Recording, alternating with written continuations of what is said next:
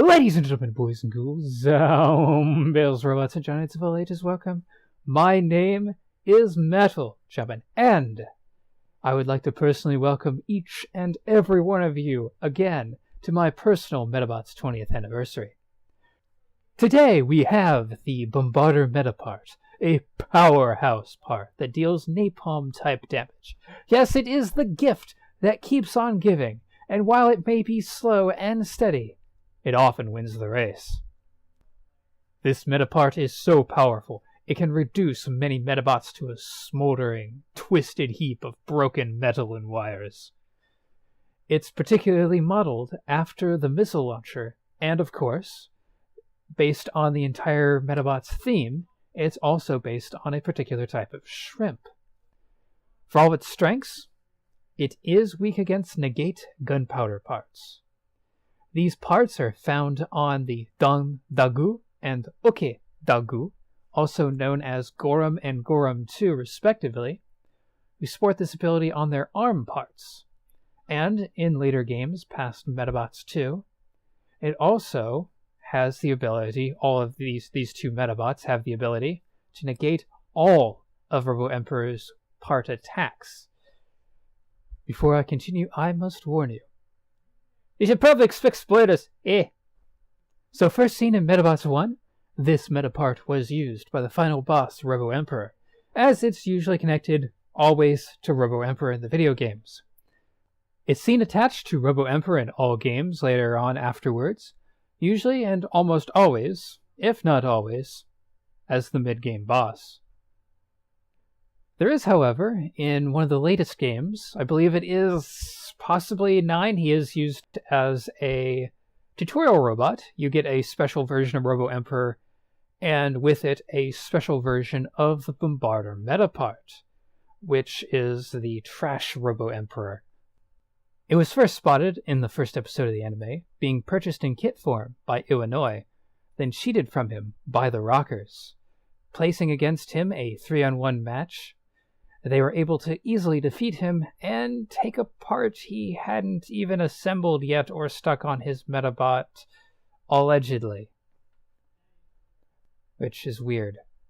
I don't get it either. Just moving on!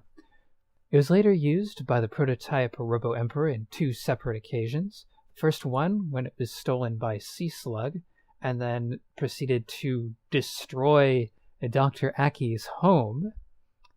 And then it appeared again when Karen, quote-unquote, stole the Medabot to assist Ikki out. The Dr. Hebreki clones also used this part as well before being crushed by Rubble, being defeated by Ikki and Medabi. Now, on to the fun part! Oh boy. Ladies and gentlemen. And the dogs are barking. Ladies and gentlemen, now on to the fun part. This would be the part where I actually talk about the model before you, once again. And as I'm constantly bad-habiting, clicking my finger in front of the microphone, so I apologize if I have damaged any eardrums. But anyway, this part is a grand total of 97 bricks, making this actually one of the cheaper parts. I'm going to say it was an interesting build. This was actually my first prototype build I was testing out to try to figure out both the size and the shape and everything else and the techniques I'm going to be using to build each Medabot and each Medapart. And as you can see, this is different. From those of you who have watched the previous episode, you can see that this is much different. These little bits here and pieces that are different. The Medapart itself has a few tweaks, a few designs, a few MK1 versions of things. And yes, certain techniques that I've been trying to avoid doing in later parts. So let's talk about what I liked first. First thing I have to admit that I do like is the missiles on the front. I do like these little red things. They're pretty cool and they give a little bit of neat detail to it. I also like the fact I was actually able to get this middle piece done. This was actually a really difficult thing to do right here, this part, because it is really, really, really, really, really difficult to do without a snot technique. And I can't tell you the sheer number of things I tried to actually make it decent. I also like the feeler part here. I do think I can make it a little bit different and a little bit better. In fact, I think the MK2 version of this feeler was far better done. The piece here was actually pretty okay too. And of course, there's the connector. And that's pretty much it on... Oh, yeah, I do like this part here as well. This was my first attempt at coming up with a way to make a Medapart stable. This actually also had, I think it might have had a cylinder piece. And it would have been something... Can I connect? Can I click you? No, I think I froze it. Yep, I froze it. It exploded! It died! Terrible, horrible deaths. Oh, that's horrible. Give me a minute. I'm going to try to get it back online.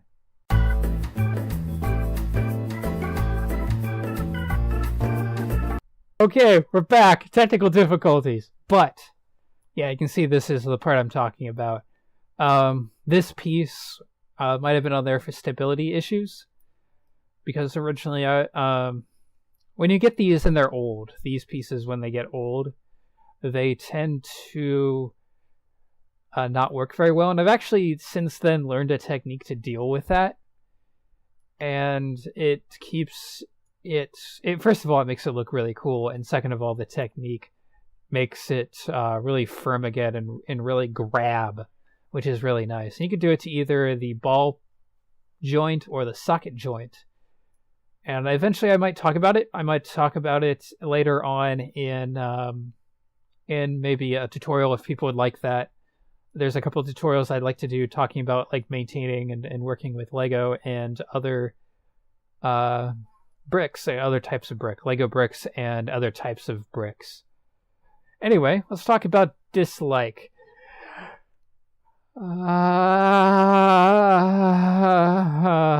Okay. Insert eternal screeching here. So, basically, I'm going to say just about everything on this I'm not very fond of. I really don't like the fact I had to use a snot technique on this. I don't like how these 4 pieces work. I don't like how there's no covering for this. I don't like the general shape of this. I don't like how unstable it is either. Now, when I made this originally, I used a few smaller pieces. I also had less detail, so this is more of a boxy shape. And this corner is still here. I think this is... I don't like this feeler. I think what I did on the final version was I made it longer. Now, it does have, if you look inside of here, the other version has this connected right to it, but both the new version and this version actually do have a stabilizer rod inside. And this is to keep all of these parts from basically breaking.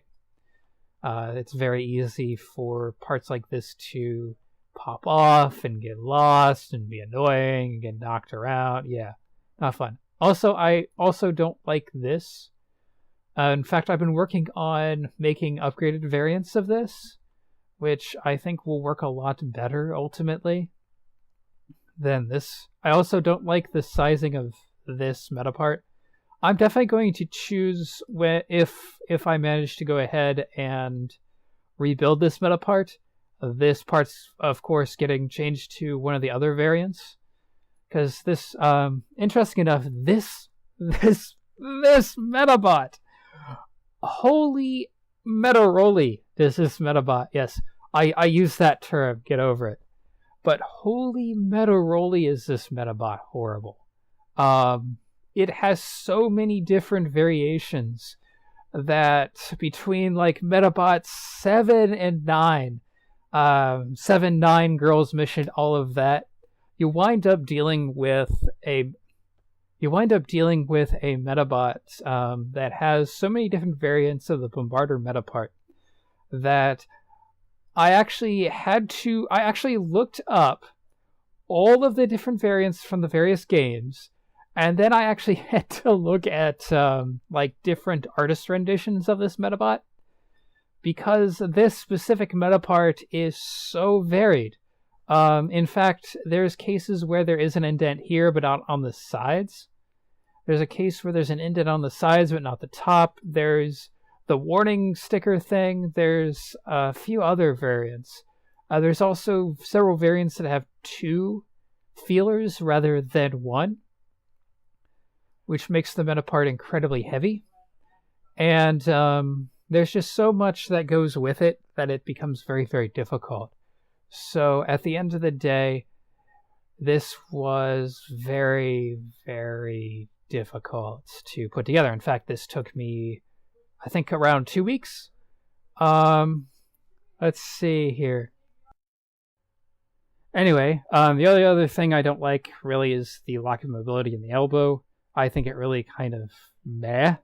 I mean, it's close to how the Medabot generally holds that elbow, and this was an attempt to stabilize it, but the feature techniques that I came up with for building Medaparts, it really doesn't matter. Also, I'm going to have to try to hollow out and reduce the weight of the missile. The missile has way too many solid pieces. There's solid pieces inside, I believe. I could be wrong, but yeah, the entire inside is all solid pieces, and that's no good either. But anyway, I do believe I am probably definitely hitting my endpoint here. So